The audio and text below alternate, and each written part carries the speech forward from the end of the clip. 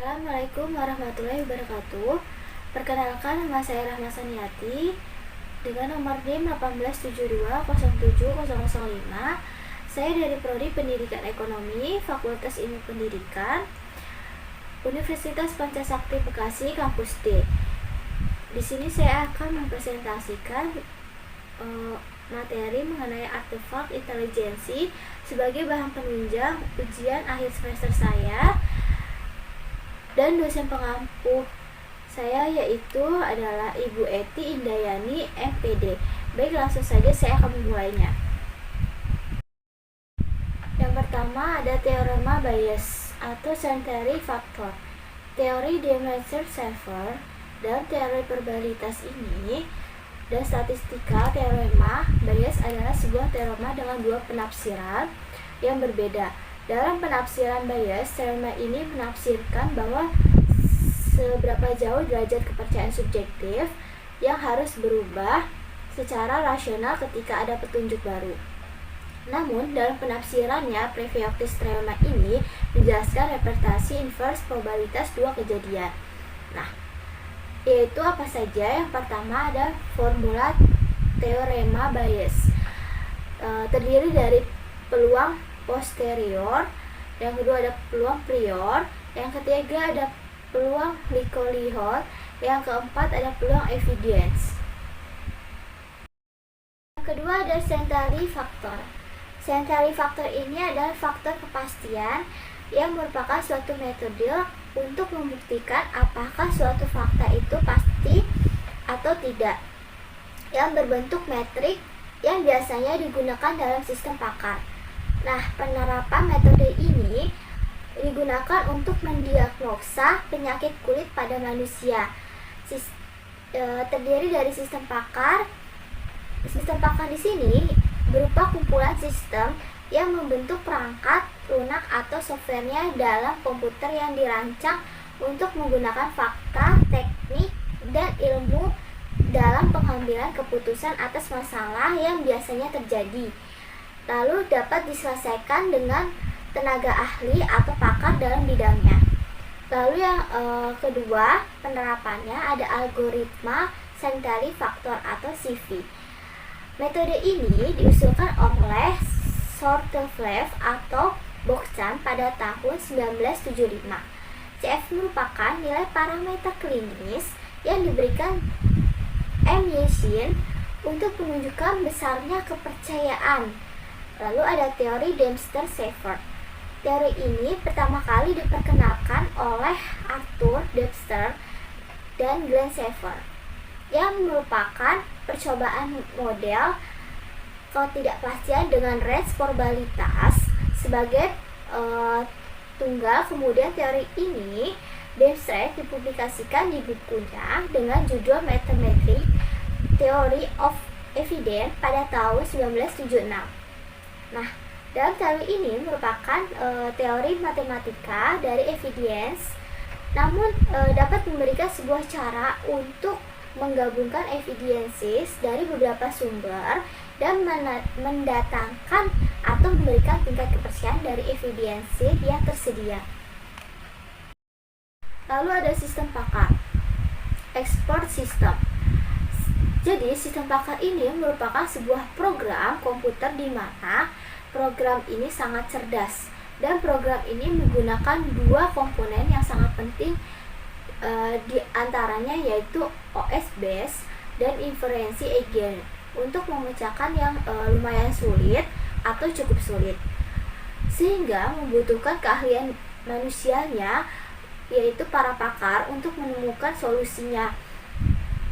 Nah, jadi singkatnya ialah sistem pakar adalah sebuah program komputer yang halnya ingin meniru seorang pakar, di mana pakar itu akan merupakan seorang yang mempunyai kemampuan yang superior, yang dimana artinya sangat ahli.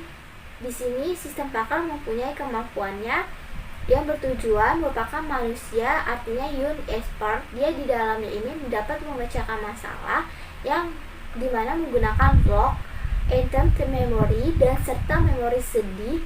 Long-term memory adalah memori yang sudah tertanam di dalam alam bawah sadar manusia itu sendiri.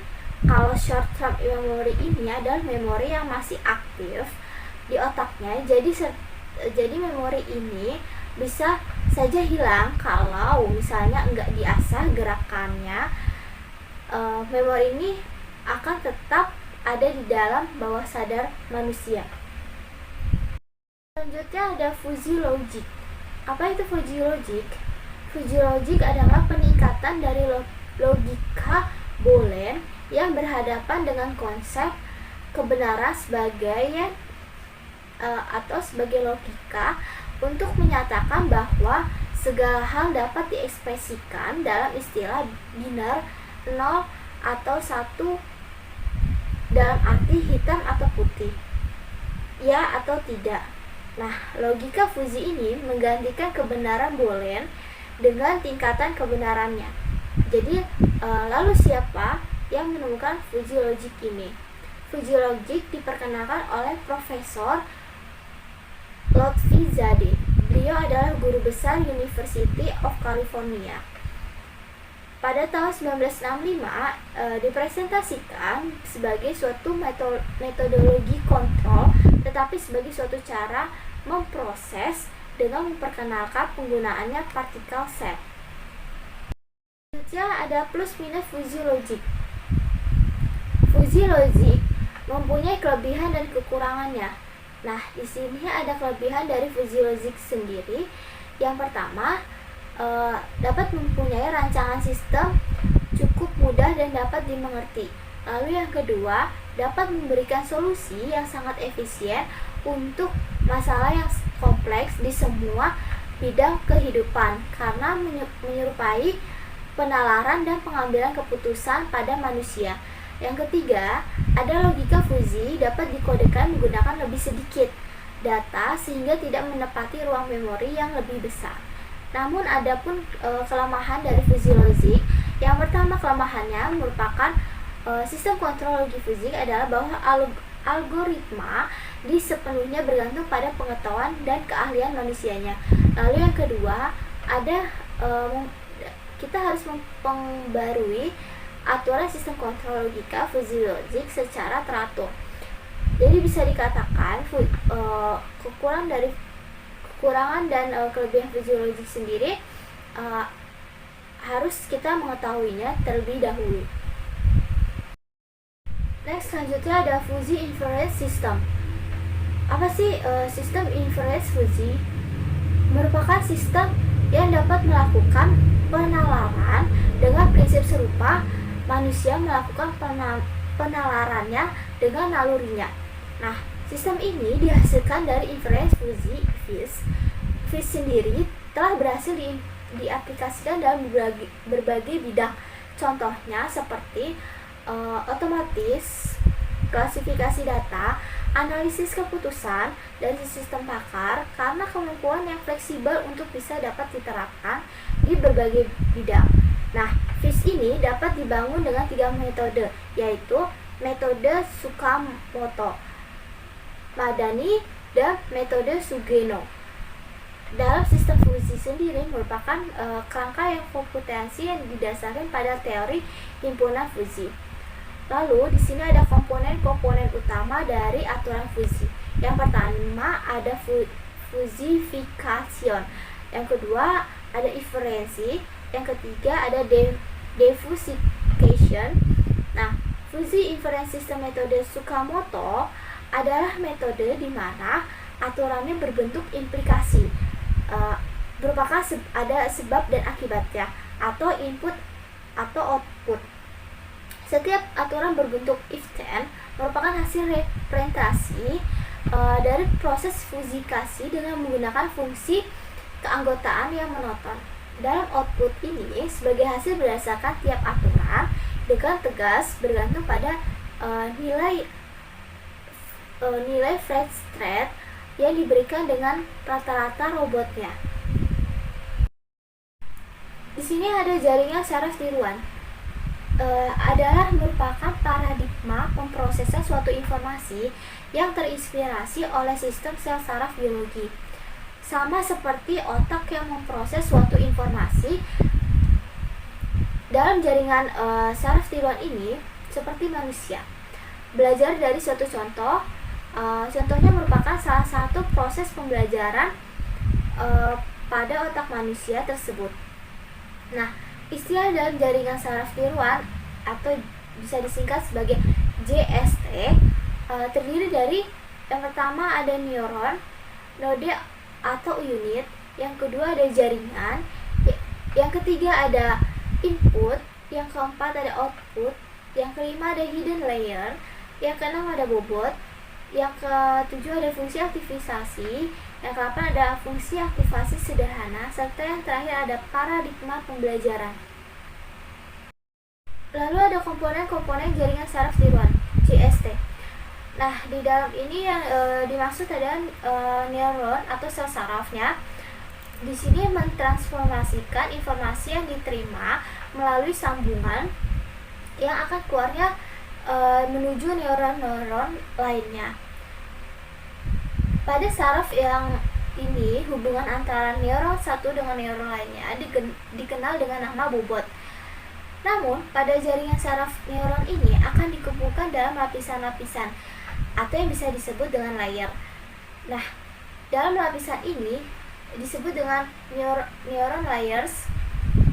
Itu merupakan faktor penting untuk menentukan kelakuan suatu neuron adalah fungsi aktivasinya pada pola bobot informasi yang dapat diberikan pada jaringan saraf yang akan dilambatkan lapisan ke lapisan, mulai dari input sampai ke lapisan outputnya.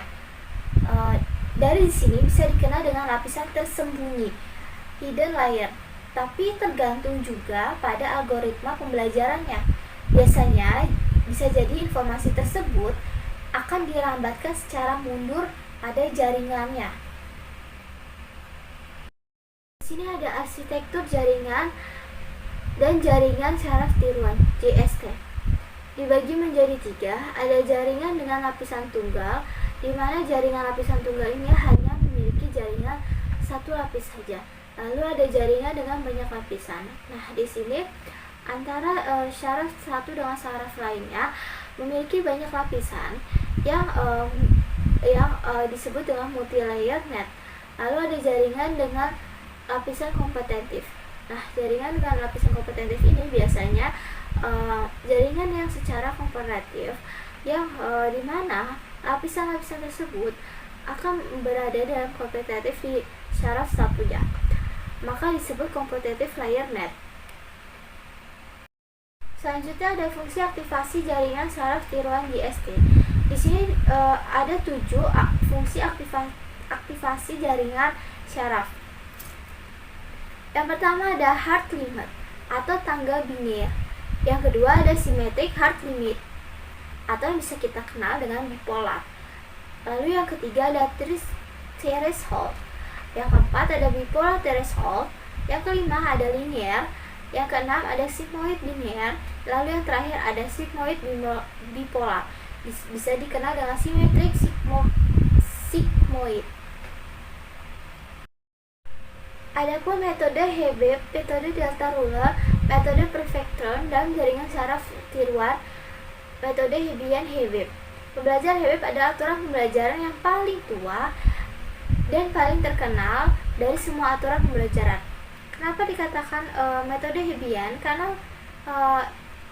adalah nama dari penemunya, yaitu seorang neuropsikolog, yaitu Donald Hebeb pada tahun 1949. Metode delta rule itu bisa digunakan atau merupakan aturan yang berdasarkan pada ide sederhana, yaitu secara berkesinambungan modifikasi Strater koneksi untuk meredukasi selisih atau bedanya. Nah, antara nilai keluaran yang diinginkan terhadap nilai keluaran saat ini adalah hasil pemrosesan elemennya. Namun, dalam penelitiannya, delta ruler digunakan sebagai metode yang membantu komputer dalam proses pembelajaran untuk mengenali setiap target keluaran output targetnya dari beberapa neuron yang membawa informasi tertentu. Namun tujuan memberikannya gambaran sederhana kepada peneliti-peneliti muda tentang bagaimana membangun sistem cerdas melalui salah satu cabang ilmunya. Lalu ada yang kedua ada metode perceptron. Di sini adalah metode pembelajaran dengan pengawasan dalam sistem jaringannya. Reflektor dapat digunakan untuk mengenali pola karakter simbol termasuk pola pulau besar di Indonesia.